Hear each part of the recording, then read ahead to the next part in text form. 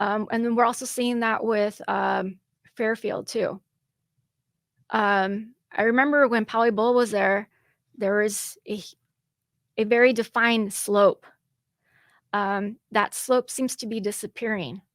And that's the reason why the developer was able to do 4-story buildings, was because there was that slope. And because of that slope, when you're on Poway Road, you'd only be seeing maybe 3 stories instead of 4 stories. So they got a variance. But there's a lot of dirt on Fairfield. And they're still bringing in mounds and mounds of soil. And they're leveling it and leveling it. And I'm like, is this going to at some point just be flat? Because they're still leveling. Right. So it'll be a Poway Road level when they start. That's what it's starting to look like. And that wasn't our understanding. So what's going on there as well? And then I drove in the neighborhood that is behind Fairfield, and the wall that is just coming up, that is just jutting up from the ground, it's really high. It's so high that I don't even know if that's even legal.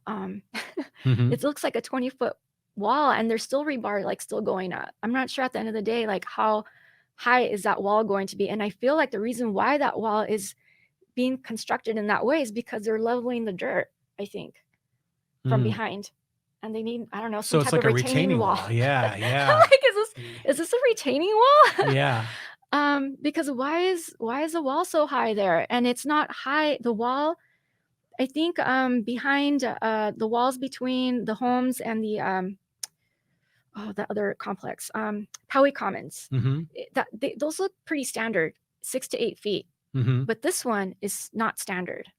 The one behind Fairfield. Yeah, so it's probably not like a backyard fence. It's not a backyard fence whatsoever. Yeah, it's probably a retaining wall because they're moving that dirt around. But I never really thought of that, because you're right. It was sold to us that the 4-story building would look like 3 stories from driving on Poway Road.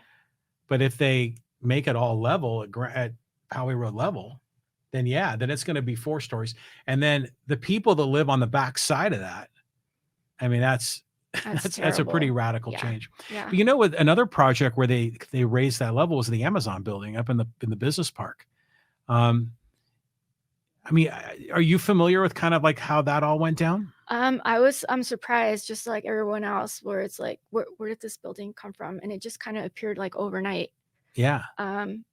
Again, I just feel that the city hasn't been doing a good job of conveying like all the developments that are taking place, or future developments. I was talking to this person that I met today, and he told me that in Escondido, they put huge signs up when there's a development that's going to be coming. Like, so people know, like, you don't have to go to see, like, there's a big sign there. Letting you know what's going on, what's taking place, how many units, blah, blah, blah, blah, blah. Here's the contact if you know. Yeah. Another thing too is that when we have these developments, I don't want to just send out an email or a flyer or mailer to folks that are within 500 yards. Like, no, like everyone should know what's happening, because we're all impacted. There is a domino effect. Yeah, I kind of went off a bit. It's okay. No, but it's okay for you to share your thoughts, and that's what this podcast is about, right? And I think the topic of development is something that the people in Poway it's the main issue really in this campaign, I think. And it's the thing that most people, if they're upset about any one thing, that's the dominant issue. I mean, crazy.